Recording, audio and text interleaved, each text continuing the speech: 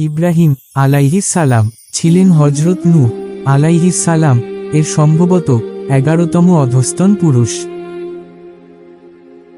নূহ থেকে ইব্রাহিম পর্যন্ত প্রায় 2000 বছরের ব্যবধান ছিল। হযরত সালেহ আলাইহিস সালাম এর প্রায় 200 বছর পরে ইব্রাহিমের আগমন ঘটে। ঈসা থেকে ব্যবধান ছিল 1700 বছর অথবা প্রায় 2000 বছরের। তিনি ছিলেন আবুল আম্বিয়া বা নবীগণের পিতা এবং তার স্ত্রী সারা ছিলেন উম্মুল আম্বিয়া বা নবীগণের মাতা। তার স্ত্রী সারার পুত্র হযরত ইসহাক এর পুত্র ইয়াকুব আলাইহিস সালাম এর বংশধর বনু ইসরাইল নামে পরিচিত এবং অপর স্ত্রী হাজেরার পুত্র হযরত ইসমাইল আলাইহিস সালাম এর বংশে জন্ম নেন বিশ্বনবী ও শেষনবী হযরত মুহাম্মদ সাল্লাল্লাহু আলাইহি ওয়াসাল্লাম, যার অনুসারীগণ উম্মতে মুহাম্মাদি বা মুসলিম উম্মাহ বলে পরিচিত। বাবেল হতে তিনি কেনোয়ানে ফিলিস্তিন হিজরত করেন। সেখান থেকে বিবি সারার বংশজাত নবীগণের মাধ্যমে আশপাশে সর্বত্র তাওহীদের দাওয়াত বিস্তার লাভ করে। অপর স্ত্রী হাজেরার পুত্র ইসমাইলের মাধ্যমে বাইতুল্লাহ ও তার আশপাশ এলাকায় তাওহীদের প্রচার ও প্রসার হয় এবং অবশেষে এখানেই সর্বশেষ ও শ্রেষ্ঠ নবী মুহাম্মদ সাল্লাল্লাহু আলাইহি ওয়াসাল্লাম এর আগমন ঘটে। এভাবে ইব্রাহিমের দুই স্ত্রীর বংশজাত নবীগণ বিশ্বকে তাওহীদের আলোয় আলোকিত করেন। শেষ নবী মুহাম্মদ সাল্লাল্লাহু আলাইহি ওয়াসাল্লাম এর দেহসৌষ্ঠব ও চেহারা মুবারক পিতা ইব্রাহিম আলাইহিস সালাম এর ন্যায় ছিল, যা তিনি মেরাজ থেকে ফিরে এসে উম্মতকে খবর দেন।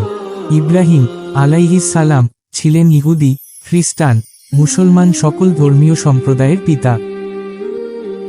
কেননা আদম আলাইহিস সালাম হতে ইব্রাহিম আলাইহিস সালাম পর্যন্ত 10-12 জন নবী বাদে শেষ নবী মুহাম্মদ সাল্লাল্লাহু আলাইহি ওয়াসাল্লাম পর্যন্ত 1,24,000 পয়গম্বরের প্রায় সকলেই ছিলেন ইব্রাহিম আলাইহিস সালাম এর বংশধর। পবিত্র কুরআনে বর্ণিত হয়েছে, নিশ্চয়ই আল্লাহ আদম, নূহ, আলী ইব্রাহিম ও আলী ইমরানকে বিশ্ববাসীর উপরে নির্বাচিত করেছেন। আলী ইমরান 3:33। এই নির্বাচন ছিল বিশ্ব সমাজে আল্লাহর তাওহীদের প্রচার ও প্রতিষ্ঠার জন্য এবং আল্লাহর দ্বীনকে বিজয়ী করার জন্য। ইব্রাহিম ছিলেন নবীগণের পিতা এবং পুত্র মুহাম্মদ ছিলেন নবীগণের নেতা। এই বিষয়টি সর্বদা মুমিনের মানসপটে জাগরুক রাখার জন্য দৈনিক সালাতের শেষ বৈঠকে পাঠিত দরুদের মধ্যে ইব্রাহিম ও মুহাম্মাদের উপরে এবং উভয়ের পরিবারবর্গের উপরে আল্লাহর অনুগ্রহ বর্ষণের জন্য দোয়া করার বিধান রাখা হয়েছে। ইব্রাহিমের বংশে বরকত হল নবুয়ত ও ঐশী কিতাবের বরকত এবং মুহাম্মাদের ও তার বংশে বরকত হল বিজ্ঞানময় কুরআন ও হাদিস এবং তার ভিত্তিতে প্রতিষ্ঠিত সমাজ ব্যবস্থার বরকত। ইব্রাহিম ও তার বংশধর সম্পর্কে আল্লাহ বলেন, আমি তাকে দান করলাম ইসহাক ও ইয়াকুবকে এবং তার বংশধরগণের মধ্যে প্রদান করলাম নবুয়ত ও কিতাব। তাকে আমি দুনিয়াতে পুরস্কৃত করলাম, নিশ্চয়ই পরকালে সে সৎ লোকদের অন্তর্ভুক্ত হবে। আনকাবুত 29-27। অতঃপর শেষ নবী মুহাম্মদ সাল্লাল্লাহু আলাইহি ওয়াসাল্লাম সম্পর্কে আল্লাহ বলেন, যারা আল্লাহ ও শেষ দিবসের অর্থাৎ আখেরাতে মুক্তির আশা রাখে এবং আল্লাহকে অধিক হারে স্মরণ করে, তাদের জন্য আল্লাহর রাসূলের মুহাম্মাদের মধ্যে উত্তম নমুনা রয়েছে। আহজাব 33-21।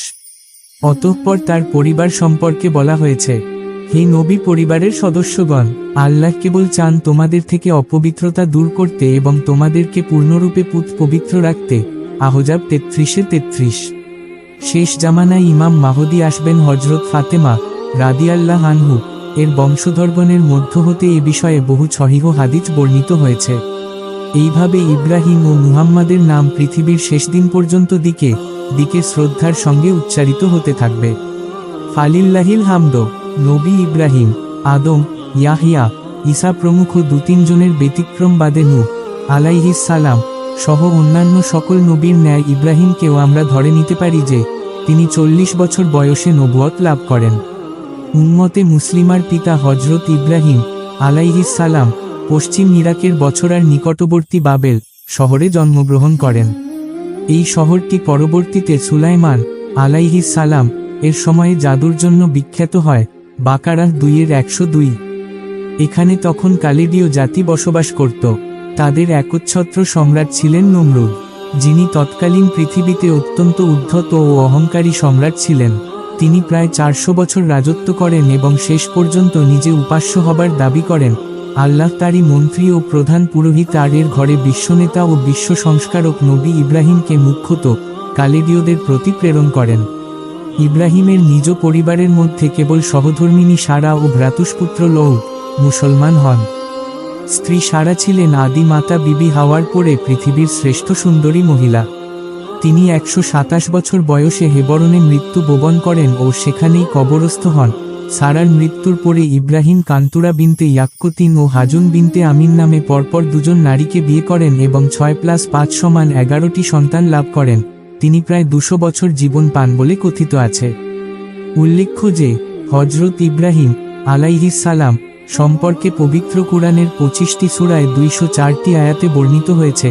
নিম্নে আমরা আয়াতসমূহ থেকে নিয়ে সাধ্যতম সাজিয়ে কাহিনী আকারে পেশ করার চেষ্টা পাব ইনশাআল্লাহ। সামাজিক অবস্থা। ইব্রাহিমের আবির্ভাবকালীন সময়ে কালেদীয় সমাজ শিক্ষা ও সভ্যতায় শীর্ষস্থানীয় ছিল, এমনকি তারা সৌরজগৎ নিয়েও গবেষণা করত। কিন্তু অশিলা পূজার রোগে আক্রান্ত হয়ে তারা আল্লাহকে পাবার জন্য বিভিন্ন মূর্তি ও তারকাসমূহের পূজা করত। হযরত ইব্রাহিম উভয় ভ্রান্ত বিশ্বাসের বিরুদ্ধে তাওহীদের দাওয়াত নিয়ে প্রেরিত হন। ইব্রাহিম আলাইহিস সালাম এর দাওয়াত মূর্তি পূজারী কওমের প্রতি। সকল নবীর ন্যায় ইব্রাহিম আলাইহিস সালাম স্বীয় কওমকে প্রথমে তাওহীদের দাওয়াত দেন। যেমন আল্লাহ বলেন, স্মরণ করো ইব্রাহিমকে যখন তিনি তার সম্প্রদায়কে বললেন, তোমরা আল্লাহর ইবাদত করো এবং তাকে ভয় করো, এটাই তোমাদের জন্য উত্তম যদি তোমরা বুঝো। তোমরা তো আল্লাহর পরিবর্তে কেবল প্রতিমারই পূজা করছো এবং মিথ্যা উদ্ভাবন করছো। তোমরা আল্লাহর পরিবর্তে যাদের ইবাদত করছো তারা তোমাদের রিজিকের মালিক নয়। কাজেই আল্লাহর নিকটে রিজিক তালাশ করো, তার ইবাদত করো এবং তার প্রতি কৃতজ্ঞতা প্রকাশ করো, তারই নিকটে তোমরা প্রত্যাবর্তিত হবে। আনকাবুত 33:16-17। ইব্রাহিম আলাইহিস সালাম উক্ত দাওয়াতের মধ্যে কেবল আল্লাহর স্বীকৃতি কামনা করেননি, বরং স্বীকৃতির ফলাফল আশা করেছিলেন, অর্থাৎ তারা যেন আল্লাহর আদেশ নিষেধকে মান্য করে এবং কোন অবস্থায় তা লঙ্ঘন না করে, কেননা স্বীকৃতির বিপরীত কাজ করা তা লঙ্ঘন করার শামিল। পিতার প্রতি। তুমি এই কিতাবে ইব্রাহিমের কথা বর্ণনা করো, নিশ্চয়ই তিনি ছিলেন সত্যবাদী ও নবী। যখন তিনি তার পিতাকে বললেন, হে আমার পিতা, তুমি তার পূজা কেন করো যে শোনে না, দেখে না এবং তোমার কোন উপকারে আসে না? হে আমার পিতা, আমার কাছে এমন জ্ঞান এসেছে যা তোমার কাছে আসেনি, অতএব তুমি আমার অনুসরণ করো, আমি তোমাকে সরল পথ দেখাবো। হে আমার পিতা, শয়তানের পূজা করো না, নিশ্চয়ই শয়তান দয়াময়ের অবাধ্য। হে আমার পিতা, আমি আশঙ্কা করছি যে দয়াময়ের একটি আযাব তোমাকে স্পর্শ করবে, অতঃপর তুমি শয়তানের বন্ধু হয়ে যাবে। মারিয়াম 19:41-45। অন্যত্র আল্লাহ বলেন, স্মরণ করো যখন ইব্রাহিম তার পিতা আজরকে বললেন, তুমি কি প্রতিমা সমূহকে উপাস্য মনে করো? আমি দেখতে পাচ্ছি যে তুমি ও তোমার সম্প্রদায় স্পষ্ট বিভ্রান্তির মধ্যে রয়েছে।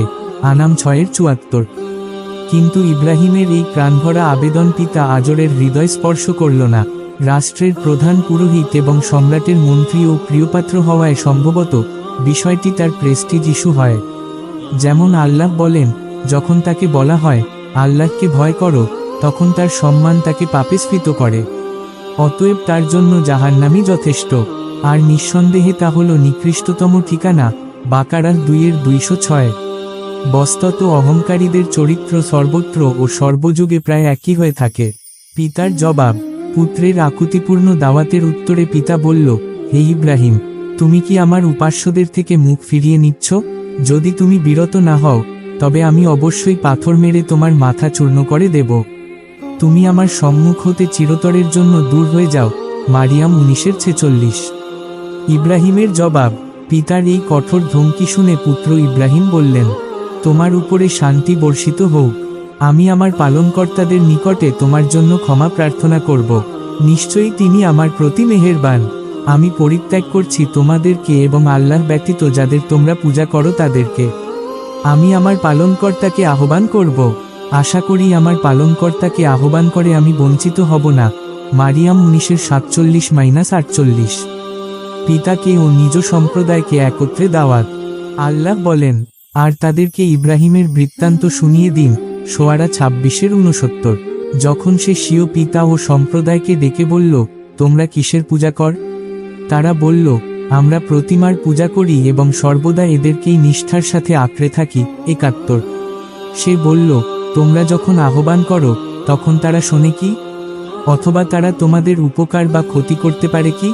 তারা বলল, না, তবে আমরা আমাদের বাপ দাদাদের পেয়েছি, তারা এরূপই করত। ইব্রাহিম বলল, তোমরা কি তাদের সম্পর্কে ভেবে দেখেছ যাদের তোমরা পূজা করে আসছ? তোমরা এবং তোমাদের পূর্ববর্তী পিতৃপুরুষেরা, তারা সবাই আমার শত্রু, বিশ্ব পালনকর্তা ব্যতীত, যিনি আমাকে সৃষ্টি করেছেন, অতঃপর আমাকে পথ প্রদর্শন করেছেন, যিনি আমাকে আহার, দেশ ও পানীয় দান করেন, যখন আমি পীড়িত হই তখন তিনিই আমাকে আরোগ্য দান করেন, যিনি আমার মৃত্যু ঘটাবেন অতঃপর পুনর্জীবন দান করবেন। আশা করি শেষ বিচারের দিন তিনি আমার ত্রুটি বিচ্যুতি ক্ষমা করে দিবেন। হে আমার পালনকর্তা, আমাকে প্রজ্ঞা দান করো এবং আমাকে সৎকর্মশীলদের অন্তর্ভুক্ত করো, এবং আমাকে পরবর্তীদের মধ্যে সত্যভাষী করো। তুমি আমাকে নেয়ামতপূর্ণ জান্নাতের উত্তরাধিকারীদের অন্তর্ভুক্ত করো। হে প্রভু, তুমি আমার পিতাকে ক্ষমা করো, তিনি তো পথভ্রষ্টদের অন্তর্ভুক্ত। হে আল্লাহ, পুনরুত্থান দিবসে তুমি আমাকে লাঞ্ছিত করো না, যে দিনে ধন সম্পদ ও সন্তান সন্ততি কোন কাজে আসবে না, কিন্তু যে ব্যক্তি সরল হৃদয় নিয়ে আল্লাহর কাছে আসবে, ওই দিন জান্নাতকে আল্লাহ ভীরুদের নিকটবর্তী করা হবে এবং জাহান্নামকে বিপদগামীদের সামনে উন্মোচিত করা হবে। ওই দিন তাদেরকে বলা হবে, তারা কোথায় যাদেরকে তোমরা পূজা করতে আল্লাহর পরিবর্তে? তারা কি আজ তোমাদের সাহায্য করতে পারে কিংবা তারা কি কোনরূপ প্রতিশোধ নিতে পারে?